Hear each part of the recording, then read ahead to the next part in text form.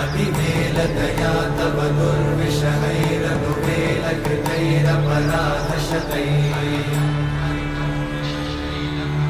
हरितं त्वरितं वृषशैलपते परया कृपया परिपाहि हरे अधिवेङ्कटशैलमुदारमते जनताभिमताधिकदानरता